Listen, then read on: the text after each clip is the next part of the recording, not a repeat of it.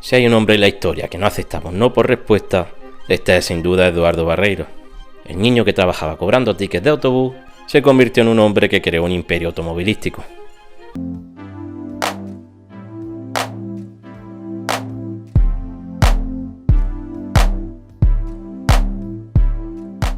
La vida de Eduardo ha estado desde la más tierna infancia relacionada con el mundo del automóvil.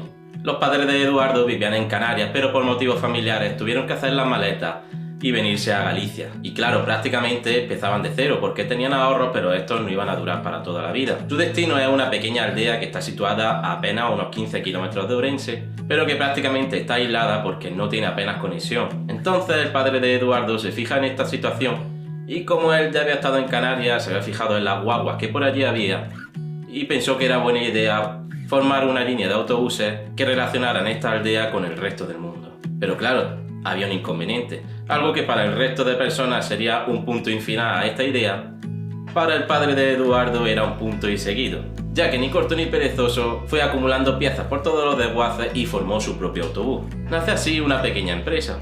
Eduardo era el encargado de cobrar los tickets a los pasajeros que viajaban, pero rápidamente se dio cuenta de que eso no era lo que a él le gustaba, y lo que a él le gustaba de verdad era la mecánica. Pronto empieza a aprender mecánica y en tan solo unos años ya se estaba dedicando a reparar las averías que tuvieran los autobuses en sus trayectos. El negocio familiar va bien, pero llega un ligero traspié que frena la vida de todos los españoles de seco.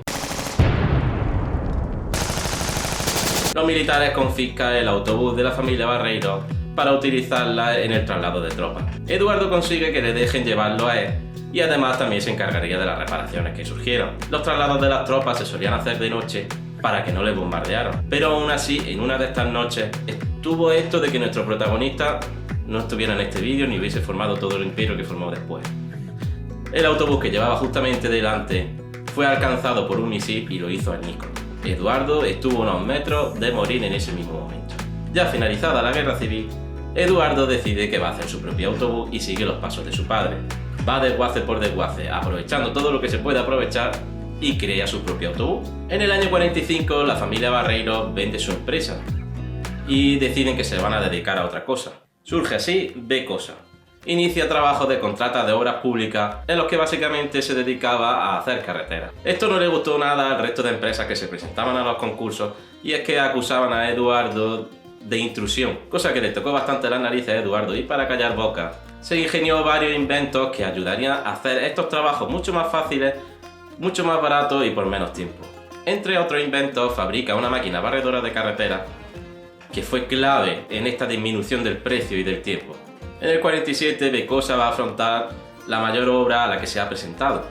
Tiene que hacer un dique de contención en Castellón de la Plana.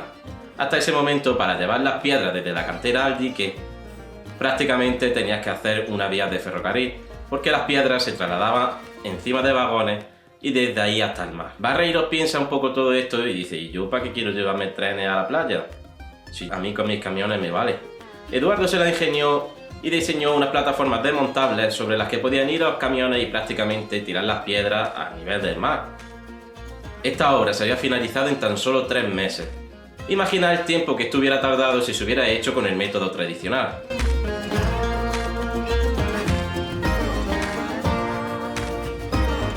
Se le fue un pico en gasolina.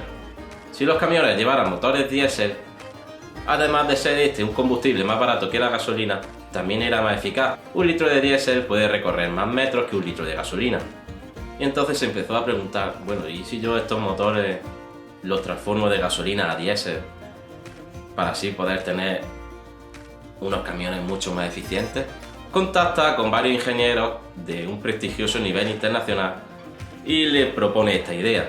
¿Es posible transformar un motor de gasolina para que funcione con diésel? Todos le dijeron lo mismo. Lo que estás pensando no va a funcionar. Ese motor explotará. Y como he dicho al principio del vídeo, un no es algo que frene a Barreiro. Al contrario, es algo que le da fuerzas para intentarlo. Y ni corto ni perezoso se pone el mono de trabajo y le dedica cientos de horas a transformar un motor de gasolina en diésel. Y tras varios intentos, lo consiguió. Modificó el motor de un prototipo Krupp, que era algo así como una especie de camioneta, y para probarlo no solamente lo probó allí en Orense, no, para nada. Lo cargó hasta arriba y se lo llevó a Castellón de la Plana. No tuvo ni una sola avería ese coche durante todo el camino. Y aquí ya Eduardo vio otro modelo de negocio. Modificó todos los motores de los camiones que tenía en la empresa y los transformó en diésel. Pero claro, la cosa no se iba a quedar aquí. En un país en el que el 99% de los vehículos circulaban con gasolina, esto era una mina de oro. Así que junto con su hermano montó un taller en Orense que se llamaría Galicia Industrial. En esta empresa transformarían miles de motores. Tal fue la avalancha que en muy poco tiempo casi toda España quería montar motores Barreiro. El hermano de Eduardo, Valeriano, se va a Madrid y decide hacer una cosa que muy poca gente hacía en aquella época. Patenta su invento. Es decir, nadie en España podría hacer lo que ellos hacían. La empresa empieza a crecer mucho y contrata hasta 50 trabajadores. Y pronto ven que allí no tienen sitio para crecer. Deciden mudarse a Madrid. En el año 54 nace Barreiros Diesel. En este momento ya habían transformado un tercio de los motores que existían en España. Así que se dieron cuenta de que si eso seguía así, no iban a tener motores que transformar. Tenían que crear sus propios motores. Así que empiezan a consultar a las grandes empresas de motores europeas, pero ninguna le da permiso para que fabriquen sus motores aquí en España. Pero como ya sabéis que Eduardo no acepta un no, se empolló todas las patentes que había en España de estos motores y se dio cuenta de algo muy interesante. Perkin no había patentado su motor en España. Así que nace el ED6. Barreiro empieza a ampliar la fábrica y esto empieza a llamar la atención de Lini. Y llegado a este punto en el que ya puede fabricar motores, Barreiro se topa con otro inconveniente. Para poder fabricarlos necesitaba permiso del Instituto Nacional de Industria y esto a Lini no le interesaba mucho, ya que tenía dos empresas que se dedicaban a construir camiones, a construir furgonetas y a construir turismo. De los camiones y las furgonetas se encargaba Enasa, o lo que viene a ser lo mismo que Pegaso, y de los turismos se encargaba SEAT. Así que solamente les dio permiso para construir 1500 unidades de motor. ¿Vosotros creéis que eso a Barreiro le gustó? Así que Eduardo se pasa esta licencia por el arco del triunfo y decide fabricar todos los motores que a él le dio la gana. Y esto incluso le podía haber repercutido en cárcel. Pero claro, hay un problema. Para fabricar estos motores necesitas piezas, y Lini le había denegado la importación de material para construir sus propios motores. Y como viene siendo un habitual, un no frena a Eduardo Barreiro. Si no podía conseguir piezas por las buenas, las conseguía por las malas. Acudió al contrabando para disponer de estas piezas. En el 57 surge una oportunidad para que todo esto cambie y el Lini empieza a mirar con buenos ojos a Barreiro. El Ministerio de Defensa de Portugal inicia un concurso para comprar 300 camiones que le hacía falta. Eduardo se presenta allí con un engendro, dicho así por los propios creadores, porque era una mezcla de todos los camiones que había por ahí disponibles, y decide pasar las pruebas. Y ahí está Eduardo, montado en su propio camión, quedando el primero de entre todos los competidores. Y Eduardo, que no cabía en sí de contento, cuando llegó a España se dio cuenta de que la realidad no iba a cambiar mucho. El Lini seguía sin darle las piezas que necesitaba y sin darle más permiso para hacer más motores.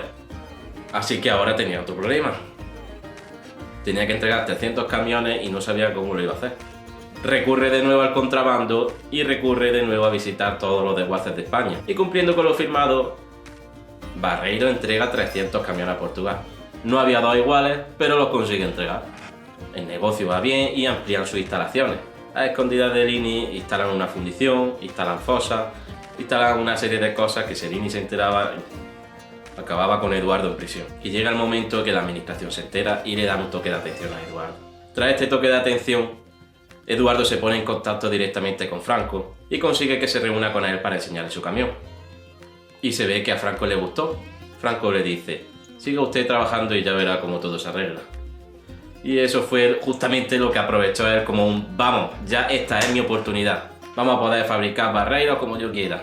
Bueno, no fue tan así, pero sí que es cierto que se mejoraron las condiciones de Barreiro para poder fabricar todo lo que él quería. O al menos poder fabricar sin hacerlo de aquella manera. Franco ordenó que se presentara al Instituto Nacional de Industria en las instalaciones de Barreiro y regulara un poco todo eso. Le exigió una serie de medidas en tanto a seguridad, en cuanto a tecnología y demás. Barreiro solventó esto y le dieron permiso para fabricar sus camiones. Y nacen los primeros camiones civiles de Barreiro, el TT 9021 y el TT 9022. La década de los 60 comienza con un gran crecimiento en la empresa.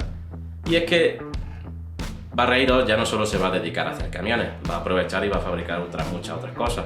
Inicia la fabricación de tractores, las exportaciones comienzan a crecer hacia Portugal, África y América del Sur. También comienza la fabricación del camión Azor y el Super Azor. Además de esto, también se inicia la fabricación de autobuses y dumpers. Nace también la gama de los saetas, y todo esto con la posibilidad de poder comprar todos estos productos a plazo. Y es que Eduardo había conseguido acuerdos con bancos para que sus productos se pudieran financiar. Y ahora ponemos en circunstancias, que eran productos de calidad igual o superior a la de Pegaso. Es más, vale prácticamente un tercio de lo que valía un Pegaso nuevo. Y tiene un producto que encima se puede pagar a plazo. Si pudiera elegir entre un Barreiro y un Pegaso, ¿con cuál te quedaría? Y claro, todo esto fue una avalancha. La gente compraba casi todos sus camiones a letra. ¿Qué pasó con esto? Que los bancos empezaron a estrujar a Barreiro. Le dijeron, chato, que estás vendiendo más de lo que yo te puedo financiar, corta el grifo. Y vinieron los problemas. Empezaron a despedir a trabajadores y tuvieron una reunión entre los directivos que era prácticamente un gabinete de crisis. Y durante la reunión Eduardo escuchó a su hermano y a los diferentes directivos que había allí. Y tras escucharlo, se saca de la manga un acuerdo que había firmado con Detroit, en el que el grupo americano Chrysler iba a invertir más de 20 millones de dólares en Barreiro, lo que suponía la mayor inversión extranjera en España. Se iban a construir turismo en la fábrica de Barreiro y se iban a vender los productos de Barreiro en la red de Chrysler por todo el mundo. En el año 1965 se realizan grandes ampliaciones en todas las plantas y divisiones. La fábrica crece hasta un total de 2 millones de metros cuadrados en Villaverde, lo que supuso una inversión de 4.200 millones de pesetas. Y además también se invirtió mucho dinero en la red comercial de distribución. Se invirtieron 1.000 millones de pesetas. Los productos de Barreiro se exportaron a 27 países del mundo. Pero pronto empiezan los problemas, y es que Chrysler era una empresa que pasaba de los productos de Barreiro. Es decir, Chrysler vino a España con la intención de vender sus propios productos aquí. El acuerdo que habían firmado obligaba a Barreiro a fabricar Dodge y Simca. Y claro, el mercado español no estaba muy por la labor de comprar ni muchos Dodge ni muchos Simca. Las cifras que había firmado Eduardo con Chrysler nunca se llegarían a conseguir. De hecho, prácticamente no se llegó ni a la mitad de lo que habían firmado. Eduardo tenía una manera de ver las cosas que los americanos no tenían.